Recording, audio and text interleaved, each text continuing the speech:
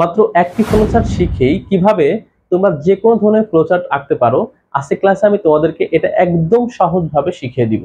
প্রিয় শিক্ষার্থীবৃন্দ, তোমরা যারা পরীক্ষাতে ফ্লোচার্ট নিয়ে টেনশনে আছো, তারা আজকে ক্লাসটি একটু মনোযোগ দিয়ে 10টা মিনিট দেখো। দেখো তোমরা যে কোনো ধরনের ফ্লোচার্ট একদম সহজভাবেই আঁকতে পারবে। তো প্রিয় শিক্ষার্থীবৃন্দ, আমি এখানে দেখো কিছু টাইপ এখানে লিখে রেখেছি, যেটা মূলত যে একই টাইপের কিছু ফ্লোচার্ট আঁকার জন্য আমি কিছু এখানে টাইপ লিখে রেখেছি। তো তোমরা যদি এই টাইপগুলো একটু দেখো, তাহলেই যে কোনো ফ্লোচার্ট তোমরা একদম সহজেই আঁকতে পারবে। তো এইগুলো আঁকার জন্য তোমাদের জাস্ট 6টা বেসিক চিত্র জানতে হবে, যেটা ফ্লোচার্টের জন্য অবশ্যই প্রয়োজন হবে। তো আমরা প্রথমে সেই 6টি চিত্র তোমাদের শিখিয়ে দিব, তারপর সেই 6টি চিত্র দিয়ে আমরা এই ফ্লোচার্ট গুলা আঁকবো। তো দেখো এখানে আমরা অনেকগুলা ফ্লোচার্ট আঁকার জন্য টাইপ লিখে রেখেছি। এখানে 4টা টাইপ আছে, আর 4টার ভিতরে প্রায় 50টার মতো আমরা ফ্লোচার্ট আঁকতে পারবো। তো প্রিয় শিক্ষার্থীবৃন্দ, প্রথমে আমরা দেখি যে কি কি চিত্র তোমরা শিখলে যে কোনো ধরনের ফ্লোচার্ট আঁকতে পারবে। তো প্রথমে আমাদের যেটা শিখতে হবে সেটা হচ্ছে 1 নম্বরে যে শুরু করার জন্য একটা চিত্র। তো শুরু করার জন্য চিত্র কোনটা?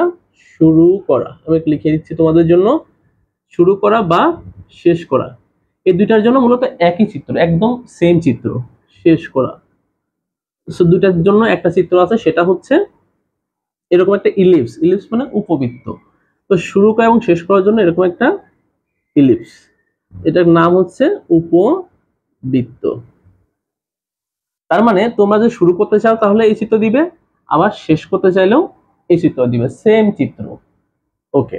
2 নম্বরে আমাদের শিখতে হবে যে চিত্রটা, সেটা হচ্ছে ইনপুট এবং আউটপুট নেওয়ার জন্য যে চিত্রটা আছে। প্রতিটা প্রোগ্রামে তোমাদের ইনপুট নিতে হবে এবং আউটপুট শো করতে হবে। সো এই জন্য কিন্তু একটা কি দরকার? চিত্র দরকার। আচ্ছা, সেই জন্য চিত্রটা কেমন হবে? এরকম একটা সামন্ত্রিক। আচ্ছা, তো সামন্ত্রিক চিত্রটা কি জন্য আমরা আঁকবো? সামন্ত্রিক এইটা আমাদের লাগবে মূলত ইনপুট আউটপুটের জন্য। এখানে একটু লিখে দিই, ইনপুট আউটপুটের জন্য। সো এই সেম চিত্র দিয়ে তোমরা ইনপুট নিতে পারবে, আবার এটা দিয়ে তোমরা আউটপুট চিত্রও ব্যবহার করতে পারবে।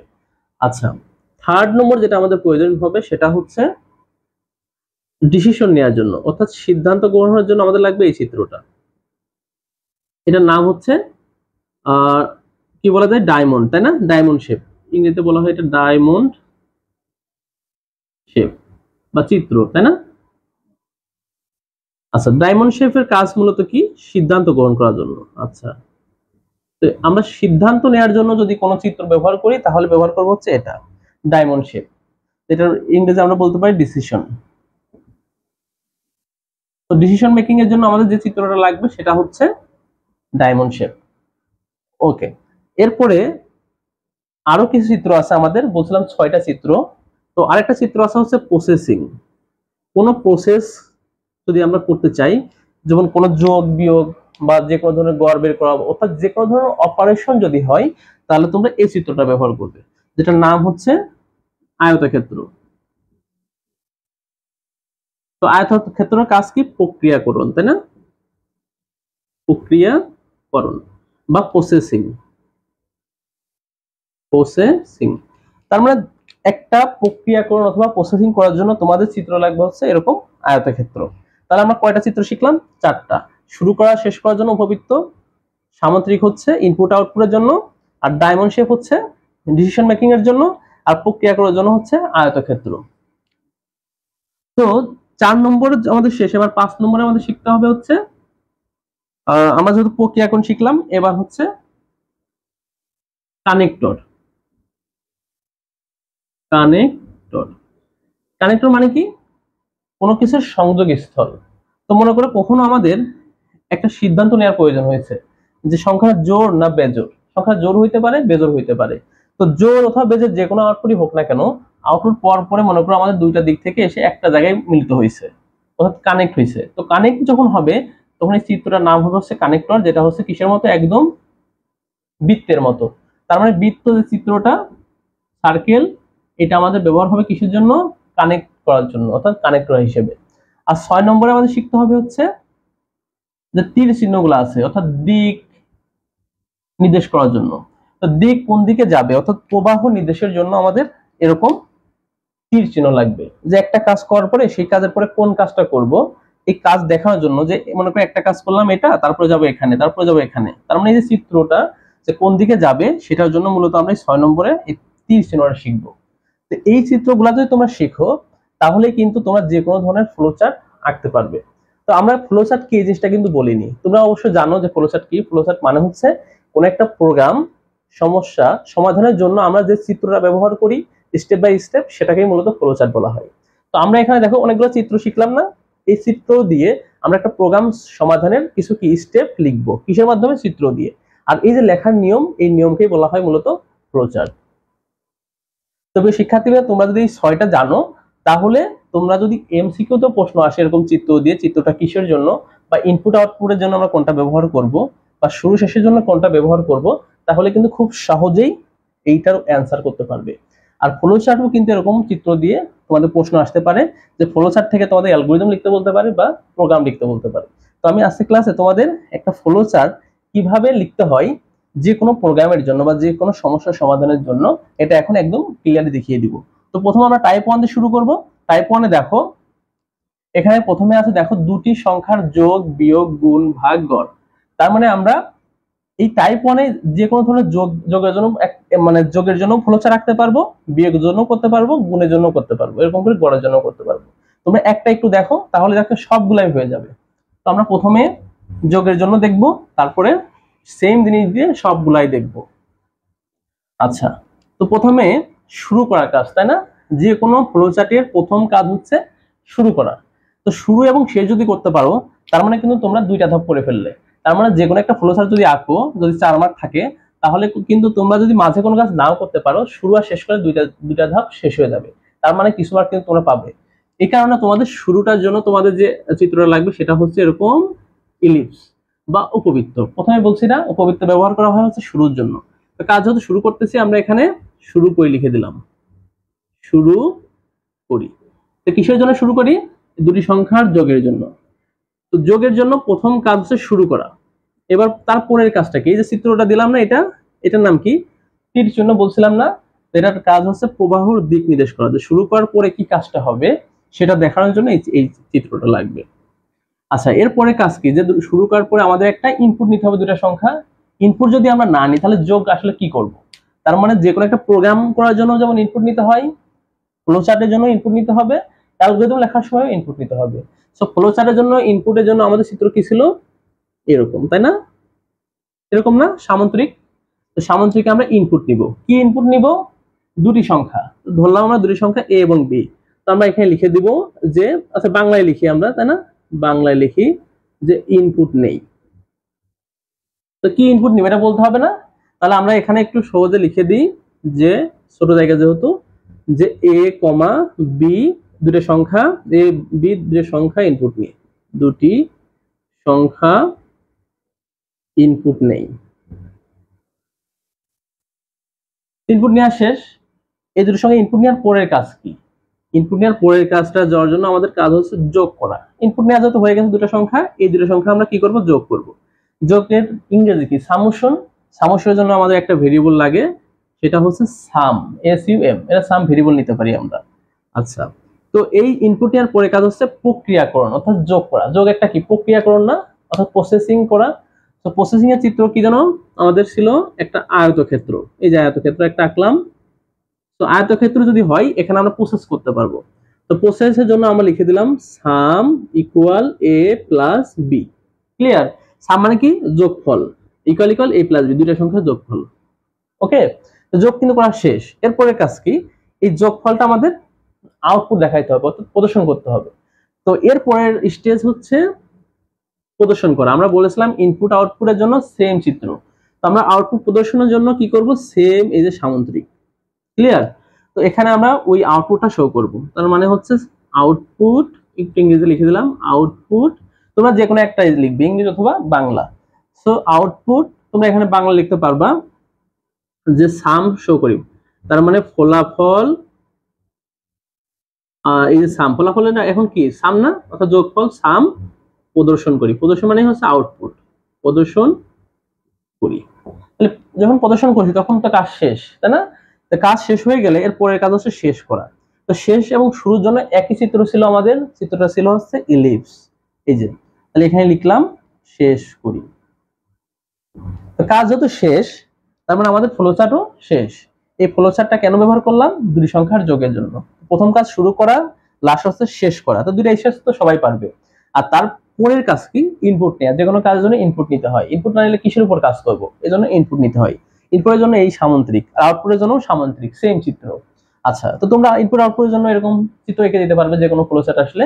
আর প্রক্রিয়াকরণ যদি আসে জাস্ট এরকম এই চিত্র দিলেই হয়ে যাবে। তো সাম ইকুয়াল, এই যে সহজে হয়ে গেল। তো আমরা যোগ যদি পারি, বিয়োগ পারবো না? সেম ভাবে বিয়োগ পারবো। দুটো সংখ্যা ইনপুট নিতে হবে, নেওয়ার পরে এই যে সামের জায়গায় আমরা যদি এখানে লিখে দিই সাবট্রাক্ট, সাবট্রাক্ট ইংরেজি হচ্ছে সাবট্রাক্ট মানে বিয়োগ। আর এই যে a প্লাস b জায়গায় এখানে যদি আমরা বিয়োগ দিই, তাহলে দেখো আর একটা ফ্লোচার্ট আমরা শিখে ফেললাম। তাহলে কি হলো? দুইটা ফ্লোচার্ট হয়ে গেল। এখন আমরা এই সামের জায়গায় জাস্ট এই সাবটা প্রিন্ট করে দিলাম। সাব মানে কি? সাবট্রাকশন মানে বিয়োগফল। তাহলে বিয়োগ হয়ে গেল। এবার যদি বলি গুণ করো, তো গুণ করার জন্য আমাদের কি করতে হবে? গুণের জাস্ট একটা ভেরিয়েবল তোমরা এখানে লিখে দিলে যে মাল্টি, মাল্টিপ্লিকেশন মানে কি? মাল্টিপ্লিকেশন মানে গুণফল। আচ্ছা, এখানে জাস্ট বিয়োগের জায়গায় গুণ দিয়ে দিলে, তাহলে কি হয়ে গেল? আর একটা হয়ে গেল না গুণের জন্য? আর এখানে জাস্ট তোমরা এই মাল্টিটা প্রিন্ট করে দিবে, শেষ। এরপর ভাগের জন্য তোমরা এখানে জাস্ট ডিভাইডেশন, তাই না? ডিভাইড, তাহলে এখানে তোমরা লিখলে ডিভাইড, এখানে ডিভাইডটা প্রিন্ট করে দিলে, তাহলে কি হয়ে গেল? ভাগেরটা হয়ে গেল, এখানে জাস্ট ভাগ চিহ্ন দিয়ে দিবে, শেষ। এরপর আছে কি? গড়। দুটো সংখ্যার গড় বের করা আরো সহজ। কি করতে হয়? a প্লাস বি ভাগ 2। তাহলে আমরা এটাও আমরা পেয়ে গেলাম। তার মানে টাইপ 1 কিন্তু জাস্ট একটা দিই হয়ে গেল। তো এখানে আমরা জাস্ট এই যে এভারেজ লিখে দিলেই শেষ। avg একটা ভেরিয়েবল, তো avg টা এখানে প্রিন্ট করে দাও, তাহলে আমাদের এভারেজটাও কাউন্ট হয়ে গেল। আচ্ছা, প্রিয় শিক্ষার্থীবৃন্দ, আমরা কিন্তু 5টা হয়ে গেল। তো এরকম যদি যোগ বিয়োগ গুণ ভাগ যাই আসুক না কেন, তোমরা সকল কাজের জন্য এটা ব্যবহার করতে পারো। জাস্ট নিয়ম হচ্ছে এখানে ইনপুট আর এই যে প্রসেসিংটা একটু চেঞ্জ করলেই শেষ। আচ্ছা, টাইপ 2 তে কি আছে দেখো। যে কোনো ধরনের ক্ষেত্রফল নির্ণয় যদি তোমাদের করতে বলে, হয় না যে তোমাদের ত্রিভুজ থেকে আসে, ত্রিভুজের ক্ষেত্রফল নির্ণয়ের জন্য ফ্লোচার্ট আঁকো, বা বর্গ নির্ণয়ের জন্য ফ্লোচার্ট আঁকো, রম্বস নির্ণয়ের জন্য ফ্লোচার্ট আঁকো, বা সামুদ্রিক ক্ষেত্রফল নির্ণয়ের জন্য ফ্লোচার্ট আঁকো। এরকম বৃত্ত, ঘনক, গোলক, আয়তন হতে পারে, পরিসীমা হইতে পারে। তার মানে যে কোনো ধরনের তোমাদের ক্ষেত্রফল হোক, আয়তন হোক, যদি কোনো ইকুয়েশন সলভ করতে বলে, তাহলে তোমরা জাস্ট সূত্রটা যদি জানো, সূত্রটা যদি শিখে থাকো, তাহলে সূত্রটা জাস্ট জানলে এখানে প্রসেসিং এর জায়গায় লিখে দিলেই হয়ে যাবে। ওকে, প্রসেসিং এর জায়গায় জাস্ট তোমার সূত্রটা লিখে দিবে, আর দেখবে ভেরিয়েবল কি আছে ওখানে। ব্যাসার্ধ যদি থাকে বা দুইটা বাহু থাকে, থাকতে পারে না? যে যেমন ত্রিভুজের জন্য তোমাদের জানতে হবে কি? ত্রিভুজের ভূমি আর উচ্চতা জানতে হয়। হাফ ইন্টু ভূমি গুণ উচ্চতা, না ভূমি গুণ উচ্চতা জানতে হয়। তো তোমরা এখানে জাস্ট এই যে দুটি সংখ্যা জায়গায় জাস্ট ভূমি আর উচ্চতাটা ইনপুট নিয়ে নিবে। তো এখানে তোমরা একটু লিখে দিবে যে ভূমি উচ্চতা ইনপুট নেই, তাহলে ইনপুট ভূমি আর উচ্চতা, ঠিক আছে? ইনপুট নিলাম, উচ্চতা। তো ভূমি উচ্চতা ইনপুট নেই, এটা লিখে দিবে। আচ্ছা, এরপরে কাজ কি? ত্রিভুজের ক্ষেত্রফল নির্ণয়, তাই না? ক্ষেত্রফলের ইংরেজি কি? এরিয়া। তো তোমরা লিখলে এরিয়া, যে কোনো ধরনের ক্ষেত্রফলের ইংরেজি এরিয়া। তো এরিয়ার ভিতর তোমরা এবার এই সূত্র লিখে দিবে। সূত্রটা হচ্ছে হাফ ইনটু ত্রিভুজের জন্য ভূমি গুণ উচ্চতা, ভূমি গুণ উচ্চতা, হয়ে গেল না? এবার এই ক্ষেত্রফলটা তোমরা এখানে প্রিন্ট করে দিলে, তাহলে কিন্তু তোমাদের এই যে ক্ষেত্রফল নির্ণয়ের জন্য হয়ে গেল ত্রিভুজের জন্য। একই ভাবে তোমাদের সামুদ্রিক চাও, এই সামুদ্রিক ক্ষেত্রফল কি? ভূমি গুণ উচ্চতা, আর তো কিছু নাই। তোমরা জাস্ট এই যে হাফটা মুছে দাও, তাহলেই হয়ে গেল সামুদ্রিক ক্ষেত্রফল। আচ্ছা, এবার দেখো আয়তক্ষেত্রের ক্ষেত্রফল কি? দৈর্ঘ্য গুণ প্রস্থ। তো তোমরা দৈর্ঘ্য আর প্রস্থ এখানে ইনপুট নিলে, ইনপুট দৈর্ঘ্য আর প্রস্থ, আর এখানে গুণ করে দিলে দৈর্ঘ্য গুণ প্রস্থ, তাহলে এখানে এরিয়া পেয়ে গেলে, আয়তক্ষেত্রের ক্ষেত্রফল। আর এটা এখানে প্রিন্ট করে দিলে। দেখো একটা স্ট্রাকচার, আমাদের কিন্তু অনেক দরকার হচ্ছে না, একটা শিখেই তুমি এখানে আমরা প্রায় দেখো এখানে একই শিখলাম 5টা, আর 2-এ তোমার দেখো পরিমিতিতে কত ধরনের চিত্র আছে। তো সকল ধরনের জন্য তোমার এটার ফ্রেমওয়ার্ক দিয়ে হয়ে যাচ্ছে। দেখো একই ভাবে ঘনকের কি? এ কিউ, আমরা জানি না যে বাহু, এই যে এ কিউ, এটা হচ্ছে ঘনকের ক্ষেত্রফল। তো তোমার তখন কিন্তু 2টা ইনপুটের প্রয়োজন নাই, তখন তোমরা জাস্ট একটা ইনপুট নিবে, যে ইনপুট এ নি, মানে বাহু নি, তাই না? তো নেওয়ার পরে জাস্ট তোমরা এখানে সূত্র লিখে দিলে যে এ কিউ, তাহলে হয়ে গেল না? আয়তন বের করা হয়ে গেল না ক্ষেত্রফলটা? আচ্ছা, এটা প্রিন্ট করে দিলে। আচ্ছা, একই ভাবে দেখো গোলকের জন্য তোমরা জাস্ট 4/3 পাই আর কিউ। তো পায়ের মানটা তোমরা জাস্ট এখানে ইনপুট নেওয়া লাগবে না, পায়ের মানটা তো আমরা সবাই জানি এটা স্ট্যাটিক ভ্যালু, ওটা সারা জীবন একই থাকে, 3.1416। এটা হচ্ছে তোমরা গুণ করে দিবে। তাহলে এখানে কি লিখবে? যে 4/3 গুণ 3.1416 গুণ এবার আর এর মানটা ইনপুট নিবে, তখন এখানে বলে দিবে ব্যাসার্ধ ইনপুট নেই, এখানে তোমার বলে দিবে কি ব্যাসার্ধ আর ইনপুট নেই, এই ভেরিয়েবলের নামটা লিখে দিলেই হয়ে যাবে, ইনপুট নেই। আর তারপরে এখানে যে আরটা কিউ, তাই না, আর কিউ কিভাবে লিখতে হয়, আর কিউ কিন্তু এভাবে লিখলে হয় না, আর কিউ লিখতে হয় আর গুণ আর গুণ আর, তিনটা আর লিখতে হয় প্রোগ্রামে, কিন্তু আর কিউ বা আর স্কয়ার এভাবে লেখা যায় না। তো সেই সময় তোমাদের লিখতে হচ্ছে আর ইন্টু আর ইন্টু আর, কিন্তু ফ্লো চার্টে তোমরা আর কিউ লিখতে পারো, কোনো সমস্যা নেই, এখানে জাস্ট নিয়মটা বলে দেয়া, তাই না, ফ্লো চার্ট নিয়মটা বলে দিতে হয়, এখানে তো প্রোগ্রামে কাজ করবেন না। আচ্ছা, আর এখানে জাস্ট ফল এরিয়াটা প্রিন্ট করে দিবি, তাহলে কিন্তু আমাদের এটাও হয়ে গেল, সকল ধরনের ক্ষেত্রফল আয়তন হয়ে যাবে। টাইপ 3 তে কি আছে দেখো, বলছে ফারেনহাইট থেকে সেলসিয়াস এবং সেলসিয়াস থেকে ফারেনহাইট, এটা পরীক্ষায় মাঝে মাঝে আসে না, জাস্ট একটা সূত্র শিখতে হয় যে সি ভাগ 5 ইকুয়াল ইকুয়াল এফ মাইনাস 32 ভাগ হচ্ছে 9। তো এই সূত্রটা যদি তোমরা জানো, জাস্ট তোমার সেলসিয়াসের জন্য এই 5টা এখানে নিয়ে যা যদি গুণ করে দাও তাহলে হয়ে যায় সেলসিয়াস, আর ফারেনহাইটের জন্য তোমরা এফটা এই সূত্রটা একটু ব্যবহার করবে, এফ ইকুয়াল 9c, আর সাথে সাথে কি ছিল দেখো, এখানে ছিল c/5, এখানে ছিল f - 32 ভাগ 9, তো তোমরা 9 এখানে গুণ করে দাও 9c, আর এখানে 5 ইনটু f - 32, তাই না। এবার 9c ভাগ 5, আর এখানে হচ্ছে কি ইকুয়াল ইকুয়াল f - 32, এরপরে f ইকুয়াল 9c ভাগ 5 যোগ 32, এই সূত্রটা যদি তোমরা এখন ব্যবহার করে দাও তাহলে হয়ে যাবে। তো প্রথমে আমরা দেখো ফারেনহাইট থেকে সেলসিয়াস না, আমরা সেলসিয়াস থেকে ফারেনহাইট করি, তাই না, অথবা ফারেনহাইট থেকে সেলসিয়াস করি, সমস্যা নেই। তো তোমরা ইনপুট নিবে কোনটা, তাহলে যেহেতু ফারেনহাইট থেকে আমরা কি করব, ফারেনহাইট ইনপুট নিবে, ওকে। তো ফারেনহাইটে ধরলাম আমরা এফ, তো ইনপুট এফ নেই, ইনপুট এফ নেই, এটা হচ্ছে ফারেনহাইট এফ। এখানে জাস্ট তোমরা এবার ওই এর মানটা লিখে দিবে, যে সি ইকুয়াল যে সূত্রটা আছে এটা লিখে দিবে, সি ইকুয়াল সূত্র কি আছে আমাদের লাগবে কি সেলসিয়াস, ইনপুট নেব ফারেনহাইট, তো এই যে সেলসিয়াসের মান এখানে আছে দেখো A5 F - 32 ভাগ হচ্ছে 9, হয়ে গেল। এই সেলসিয়াসটা এবার এখানে প্রিন্ট করে দাও, সিটা প্রিন্ট করে দিলে হয়ে গেল। আর একই ভাবে তোমরা যদি এফটা চাও তাহলে এখানে কি নিতে হবে, ইনপুট নিতে হবে সেলসিয়াস, কারণ সেলসিয়াস থেকে যদি তোমরা ফারেনহাইট করতে চাও তাহলে সেলসিয়াসটা ইনপুট নিতে হয়, তো সেই সময় তোমরা সিটা ইনপুট নিবে। আচ্ছা, নেওয়ার পরে এখানে বের করবে হচ্ছে ফারেনহাইট, সেই ফারেনহাইটটা এখানে প্রিন্ট করে দিবে, কারণ তখন আমরা কি করলাম সেলসিয়াস থেকে ফারেনহাইট, তো ফারেনহাইটটাই আমরা বের করলাম, তো এখানে যা সূত্রটাও যেটা লিখে দিলেই হয়ে যাবে, ক্লিয়ার। তো এটাও শেষ হয়ে গেল টাইপ 3। এরকম যে কোনো কিছু তোমরা এখানে করতে পারবে, কোনো সমস্যা নেই। আচ্ছা, টাইপ 4 এ আছে জোড় বেজোড় ধনাত্মক ঋণাত্মক ছোট বড়, দেখো কয়টা আছে 1 2 3 4 5 6, 6টা প্রোগ্রামের জন্য জাস্ট একটা চিত্রতে হয়ে যাবে। কিরকম দেখো, প্রথমে আছে জোড় বেজোড়, এটা একটু অন্যরকম, আমাদের এখানে আরেকটা চিত্র ব্যবহার করতে হবে, সেটা হচ্ছে ডিসিশন মেকিং এর জন্য ডায়মন্ড শেপটা আমাদের লাগবে, ক্লিয়ার। তো ডায়মন্ড শেপের ব্যবহারটাও শিখিয়ে দিচ্ছি যাতে তোমাদের সবগুলো চিত্র ব্যবহারই শেখা হয়ে যায়। তো আমরা দেখো টাইপ 4 এর জন্য এখানে নাম হচ্ছে একটু কাজ করে দিই, দেখো জোড় বেজোড়, দেখো একটা সংখ্যা যদি জোড় না হয় তাহলে সেটা অবশ্যই বেজোড় হবে, হবে কিনা, অবশ্যই হবে। একটা সংখ্যা যদি বেজোড় না হয় সেটা অবশ্যই জোড় হবে, তার মানে একটা প্রোগ্রাম দিয়ে কিন্তু এটা করা সম্ভব। আচ্ছা, একটা সংখ্যা যদি ধনাত্মক না হয় সে সংখ্যাটা অবশ্যই ঋণাত্মক হবে, আবার ঋণাত্মক না হলে অবশ্যই সে কি হবে, ধনাত্মক হবে। সো এই কারণে এটাও একটা প্রোগ্রাম দিয়ে হয়ে যাবে, তাহলে একটা ফ্লোচার্ট দিয়ে হয়ে যাচ্ছে। আর ছোট না বড়, একটা সংখ্যা ছোট না হলে অবশ্যই সেটা কি হবে, বড় হবে, আর বড় না হলে অবশ্যই সেটা ছোট হবে, সো এটাও একটা দিয়ে হয়ে যাচ্ছে। তো আমরা জাস্ট দেখো জোড় বেজোড়ের জন্য ধরো আমরা একটা সংখ্যা ইনপুট নিব a, ওকে। তো এই সংখ্যাটা জোড় না বেজোড় এটা বের করব। একটা সংখ্যা জোড়ের জন্য কি লাগে দেখো তো, যে একটা সংখ্যা জোড় হতে হলে সেটা মডুলাস যদি 2 দিয়ে করি, অর্থাৎ কোন একটা সংখ্যাকে যদি 2 দিয়ে ভাগ করি, ভাগশেষ যদি কি হয়, শূন্য হয়, তাহলে সেটা জোড় সংখ্যা হয়, তাই না, 2 দিয়ে ভাগ করলে ভাগশেষ শূন্য হলে জোড় সংখ্যা হয়। আর যদি ভাগশেষ 1 হয় তাহলে কি হয়, এটা ভাগশেষ যদি 1 হয় ওটা বেজোড় সংখ্যা হয়। তাহলে আমরা ভাগশেষ বের করতে চাই, তাই না, তো ভাগশেষের জন্য প্রোগ্রামে একটা জিনিস আছে সেটাকে বলা হয় মডুলাস, অর্থাৎ পার্সেন্ট মানে হচ্ছে মডুলাস। তো যদি কোন একটা সংখ্যাকে আমরা মডুলাস দিয়ে ভাগশেষ করতে চাই তাহলে এই পার্সেন্টটা ব্যবহার করো, পার্সেন্ট কিন্তু পার্সেন্ট না, এটা কি মডুলাস, মডুলাসের কাজ কি ভাগশেষ বের করা।